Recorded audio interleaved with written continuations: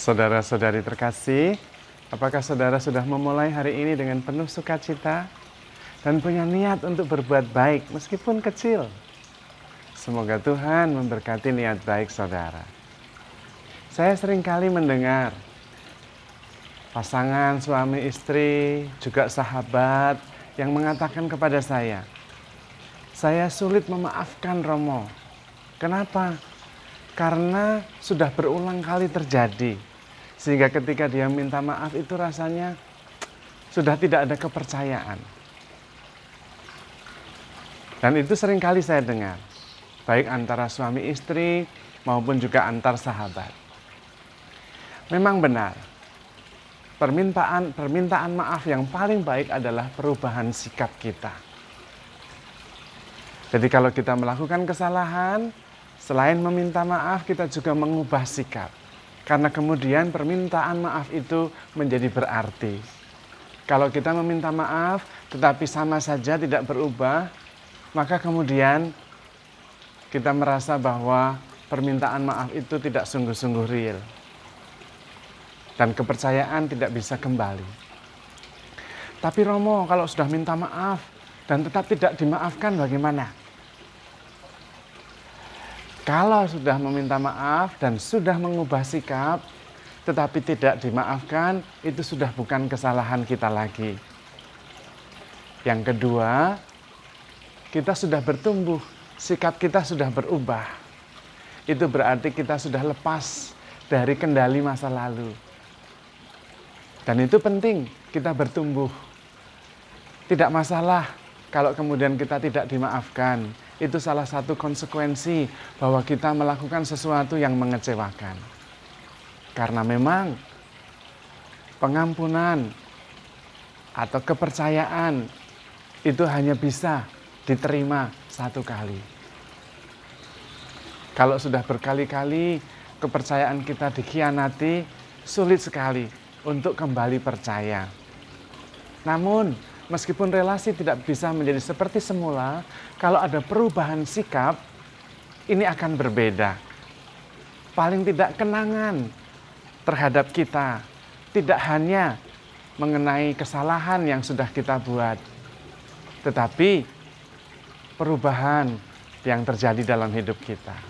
Dan itu sangat penting, karena akhirnya kita semua hanya akan tinggal menjadi kenangan bagi beberapa orang. Maka kita harus berusaha menjadi kenangan yang indah bagi beberapa orang. Karena memang tidak bisa kita berrelasi dengan begitu banyak orang sampai menimbulkan kenangan yang indah. Kalau bisa syukur, kalau tidak beberapa orang yang kita sungguh dekat akan mengenang kita, terutama kebaikan-kebaikan kita. Dan ini yang kemudian menjadi lebih penting. Kita berusaha menjadi kenangan indah bagi Tuhan Yesus. Dan itu berarti kita harus membangun relasi yang dekat dengan Tuhan dan meninggalkan kesan yang baik, yaitu sikap tindakan yang berkenan kepada Yesus Tuhan kita. Kenapa? Karena dengan demikian kita berarti hidup kekal. Nah, kalau kita dikenang terus oleh Tuhan Yesus, Tuhan Yesusnya hidup terus, sudah bangkit dari kematian, berarti kita hidup terus dalam kenangan Tuhan. Nah, dan karena untuk meninggalkan kenangan itu perlu waktu, perlu energi, perlu emosi, perlu perhatian, maka kita harus memberi perhatian, memberi waktu, memberi energi, memberi fokus kepada Tuhan Yesus. Supaya kemudian terjadi relasi yang erat dan ada kenangan indah dalam hati Tuhan Yesus terhadap kita. Dan yang paling baik, meninggalkan kenangan yang indah kepada Tuhan Yesus adalah mengubah sikap kita. Yang melukai hati menjadi sikap penuh hormat dan cinta. Berubah sikap. Dan karena itu, Tuhan Yesus selalu meminta kepada kita, bertobatlah. Kerajaan Allah sudah dekat. Rupanya itu maksudnya.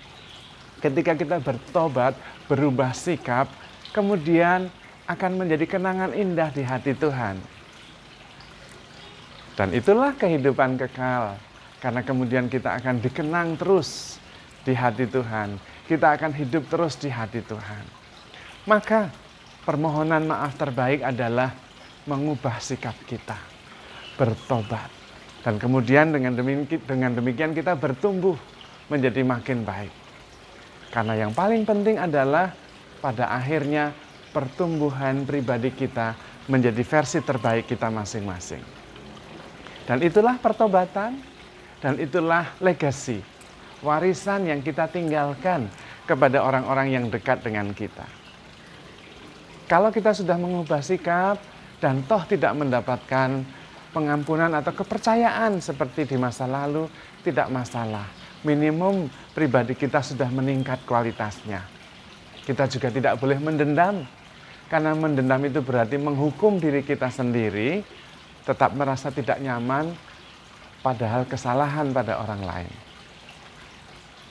Maka kita tetap harus meningkatkan kualitas pribadi kita. Itu fokus utamanya. Makin mampu mengasihi, makin mampu mengampuni, dan mengubah sikap kita sebagai permohonan maaf atas kesalahan kita jika kita sudah melakukannya, sebagai permohonan maaf yang terbaik. Dan kemudian kita akan terlepas dari masa lalu. Bukan hanya menyesal, tetapi sudah berubah menjadi pribadi baru. Bertobat karena kerajaan Allah sudah dekat. Dan terutama kalau kita mengubah sikap kita terhadap Tuhan Yesus dengan memberi waktu lebih banyak, dengan memberi perhatian lebih intensif kepadanya, dengan membangun relasi emosional yang lebih kuat, maka kita akan hidup selamanya. Karena kita akan dikenang oleh Tuhan yang sudah bangkit mengalahkan kematian. Maka mari kita belajar menjadi pribadi yang terus bertumbuh. Tidak masalah apa yang terjadi di masa lalu, tetapi kita terus berubah sikap kita, bertobat terus-menerus, menyongsong kerajaan Allah, tetapi juga membangun kepercayaan kepada orang-orang di sekitarnya. Jangan hanya meminta maaf, tetapi tidak ada perubahan sikap, karena itu justru lebih mengecewakan. Namun, bagi Tuhan, meskipun kita gagal terus-menerus membangun kepercayaan kepada Tuhan, atau Tuhan percaya kepada kita, Tuhan tidak pernah menyerah. Buluh yang terkulai tidak akan dipatahkan. Sumbu yang berkedip-kedip tidak akan dipadamkan. Karena itu di dalam Tuhan selalu ada harapan. Karena Tuhan sangat mengasihi kita. Dan Tuhan ingin kita bertumbuh terus-menerus setiap hari. Makin baik, makin bisa diandalkan, makin percaya, dan makin mengasihi Tuhan. Jangan khawatir. Yang penting berjuang untuk terus bertobat. Terus mengubah sikap. Karena ada yang terdahulu menjadi yang terakhir, ada yang terakhir yang menjadi terdahulu. Bersama Tuhan, kita pasti bisa. Maka handle yourself with care, because you are loved. Tuhan memberkati.